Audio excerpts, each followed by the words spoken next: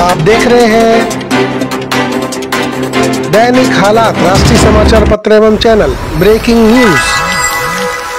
लौह पुरुष सरदार वल्लभ भाई पटेल जी का जन्म दिवस भव्य रूप में राष्ट्रीय अखंडता दिवस के रूप में गाजियाबाद में मनाया गया। आप देख रहे हैं Dainik Halaat news. Anchor Bindesh Chaturvedi, report Devnath Mishra.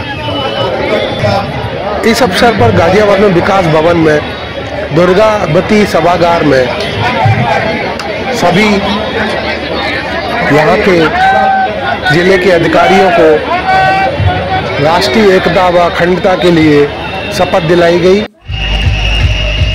विशाल रैली आप देख रहे हैं गाजियाबाद से सरदार वल्लभ भाई पटेल की जयंती पर विशाल रैली का ये दृश्य दैनिक हालात न्यूज पर।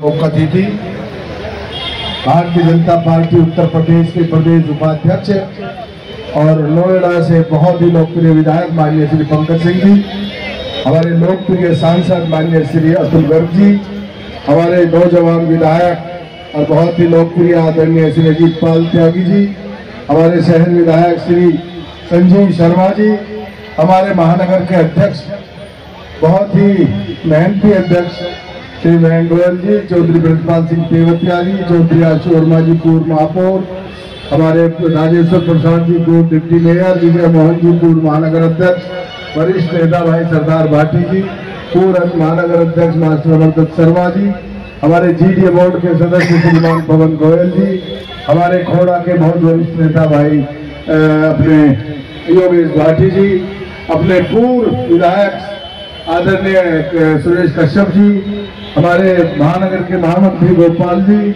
सुशील गौतम जी दोनों महामंत्री हैं, और हमारे वरिष्ठ नेता पूर्व महानगर संयोजक आदरणीय सरदार एसपी सिंह जी, मंचासीन सभी अतिथिगण और उपस्थित सभी बहनों भाइयों प्यारे बच्चों, काफी समय आपको प्रतीक्षा करते होगा। मैं समझता हूं कि अब ज्यादा विलंब यहाँ नहीं होना चाहिए। इतना ही कहूंगा कि 150वीं जयंती पर आज पूरा देश सरदार साहब को श्रद्धांजलि अर्पित करने के लिए यूनिटी मार्च कर रहा है। मैं सुबह शामली था, 8 बजे अपार भीड़, यहाँ भी नौजवानों का समूह दिखाई दे रहा है। जो आज जिस भारत सशक्त भारत की हम देख रहे हैं, इसकी नींव रखने वाले अपने भारत रत्न लौह पुरुष वल्लभ भाई पटेल, 562 रियासतों को उन्होंने एक बूंद भी रक्त की गिराए बगैर भारत में विलय करके मजबूत भारत का निर्माण किया। केवल कश्मीर से उनको दूर रखा गया, कश्मीर भारत के लिए एक समस्या बनकर के रह गया। उनकी दूरदर्शिता, उनकी संकल्प शक्ति, उनका जो लौह पुरुष ऐसे ही नहीं कहा जाता। हैदराबाद और जूनागढ़ तिरछी चाल चल रहे, सरदार साहब ने दोनों को भारत में विलय किया और कोई किसी प्रकार का उसके लिए युद्ध झगड़ा नहीं हुआ। और वो कितने अपने कर्तव्यों के प्रति समर्पित थे। बस एक घटना सुना करके अपनी वाणी को विराम दूंगा। सरदार वल्लभ भाई पटेल पेशे से वकील थे। जब वो वकालत करते थे तो एक दिन कोर्ट में बहस कर रहे थे। जब वो बहस कर रहे थे तो उनके मुंशी ने आकर के उनको एक पर्ची दी और उन्होंने वो पर्ची पढ़ी और पढ़ करके जेब में रख दी। अपनी बहस पूरी की और बहस करने के बाद मजिस्ट्रेट से कहा, सर मेरी पत्नी का देहांत हो गया है इसलिए मुझको जाना पड़ेगा। मतलब अपने कार्य के प्रति उन्होंने बहस को बीच में नहीं छोड़ा। ऐसे थे सरदार लौह पुरुष वल्लभ भाई पटेल। इतिहास में वास्तव में उनकी उपेक्षा की गई। उनको जो सम्मान मिलना चाहिए था वो सम्मान उस समय पर नहीं दिया गया। लेकिन आज विश्व की सबसे विशाल प्रतिमा, सबसे ऊंची प्रतिमा अगर किसी की है तो लौह पुरुष सरदार वल्लभ भाई पटेल की है, आदरणीय नरेंद्र मोदी जी ने। मैं सम्मान जो सरदार साहब को मिलना चाहिए था वो पूरे देश से दिलवाया है। पूरा देश आज उनके सामने नतमस्तक है। मैं इन्हीं शब्दों के साथ अपनी वाणी को विराम दूंगा। बहुत बहुत धन्यवाद। नमस्कार। जय हिंद, जय भारत। भाई मयंक जी हमारे महानगर भारतीय जनता पार्टी के अध्यक्ष, यहाँ पर उपस्थित हमारे लोकप्रिय सांसद आदरणीय श्री अतुल गर्ग जी, प्रदेश सरकार में मंत्री लोकप्रिय विधायक यहाँ से आदरणीय श्री सुनील शर्मा जी, माननीय विधायक श्री संजीव जी, श्री अजीत पाल त्यागी जी, मंच पर उपस्थित हमारे वरिष्ठ नेता श्री पवन गोयल जी, श्री आशु वर्मा जी, राजेश्वर जी, आदरणीय श्री विजय मोहन जी, श्री एसपी सिंह जी, मैं सभी को इसमें समाहित करते हुए, किसी का छूट भी रहा हो तो सभी को समाहित करते हुए हमारे सामने सभी भारतीय जनता पार्टी के कार्यकर्ता और सभी गाजियाबाद के सम्मानित भाइयों और बहनों, छोटे बच्चों, आप सब लोगों को सरदार पटेल जी की 150वीं जयंती की बहुत बहुत बधाई, बहुत बहुत शुभकामनाएं। हम सब आज पूरा देश सरदार पटेल जी को याद कर रहा है, उनको श्रद्धा सुमन अर्पित कर रहा है। और सही बात है कि सरदार पटेल जी के बारे में जैसा आदरणीय सुनील शर्मा जी ने सब चीजें बताई ना कि कैसे 550 से भी अधिक रियासतों को भारत को एकीकृत करने के लिए, एक करने के लिए उन्होंने मिलाकर भारत देश का यह भौगोलिक स्वरूप हम सब लोगों के सामने रखा। और उस वक्त वो जानते थे कि अलग अलग अगर ये रियासतें चलती रहीं तो अगल बगल के देश, ये भारत का तो ये स्वरूप न होता और भारत इतना मजबूत और सशक्त न होता कि आज हम सब लोग देखते हैं कि भारत के इसी स्वरूप के कारण, भारत के अपने सांस्कृतिक और आध्यात्मिक हमारे जो प्रतीक चिन्ह हैं उनके कारण आज हमारा भारत पूरे विश्व का नेतृत्व करने के लिए एक बार फिर से नरेंद्र मोदी जी के नेतृत्व में तैयार हुआ है। तो ये भाव, ये सपना, ये कल्पना अगर किसी ने की थी आजादी के बाद तो सरदार पटेल जी ने की थी और उसी को आगे बढ़ाने का काम श्री नरेंद्र मोदी जी ने किया है। सरदार पटेल जी ने उस समय भी, लोग कहते हैं कि जब ये जम्मू कश्मीर में भी 370 जब लगा तो उस समय भी बहुत सारे लोग सरदार पटेल साहब के पास गए और उन्होंने कहा, उनसे कहा कि आपके रहते हुए 370 लग रहा है, ये क्या होगा। लेकिन वहां उस समय की तब की राजनीतिक परिस्थितियां ऐसी थी, वो 370 वहां पर लगा और अपने देश का हिस्सा रहते हुए भी जम्मू और कश्मीर एक अलग रियासत की तरह, एक अलग राज्य की तरह, एक अलग संविधान और विधान लेकर वह चलता रहा। एक विधान और एक निशान का जो नारा हम लोगों ने दिया था उसको तो अब हम लोगों ने हासिल कर लिया। तो वह कैसे, उस समय सरदार पटेल जी ने कहा, उस समय सरदार पटेल साहब ने कहा था कि एक न एक दिन जरूर इस देश में कोई ऐसे राष्ट्रवादियों की सरकार आएगी जो इस 370 को कागज के पन्ने की तरह ये फाड़ कर उस संविधान को हवा में फेंक देगी और अपने इस कश्मीर को भी अपने देश में वैसे ही जैसे बाकी राज्य है वैसे ही कश्मीर को मिला देगी। तो वो सरदार पटेल का सपना, उसको भी पूरा करने का काम श्री नरेंद्र मोदी जी ने किया।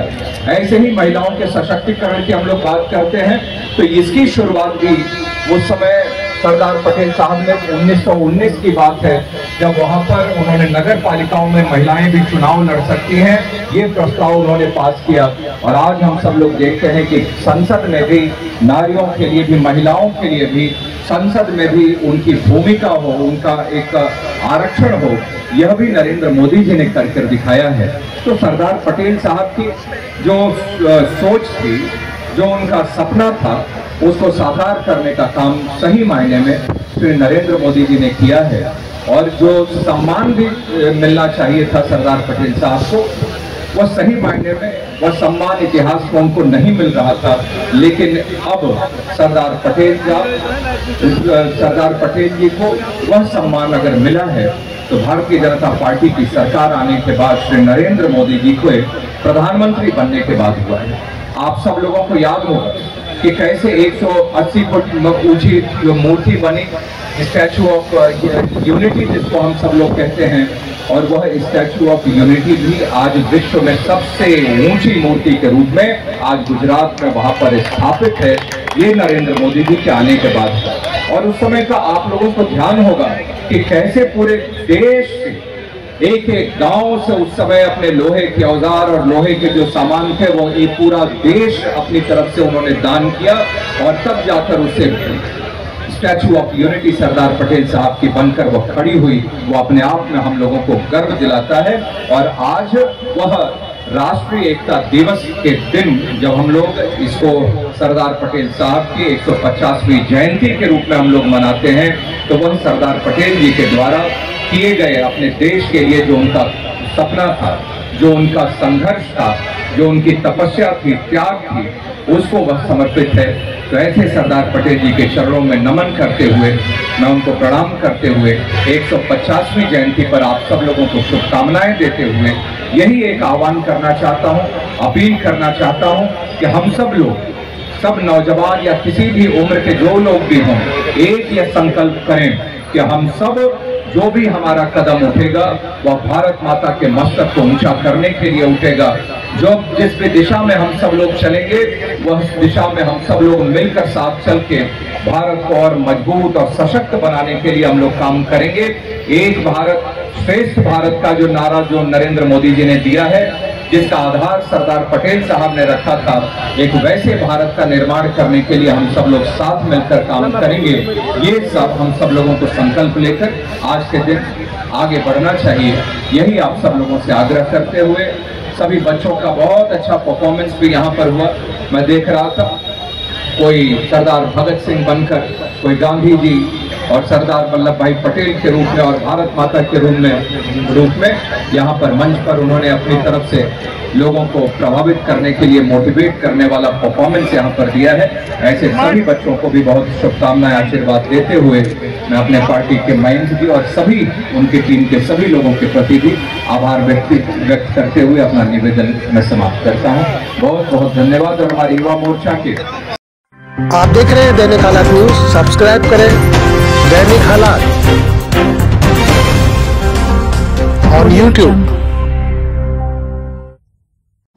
आप हमारी वेबसाइट पर भी यह चैनल देख सकते हैं, दैनिक हालात न्यूज़.simrif.com।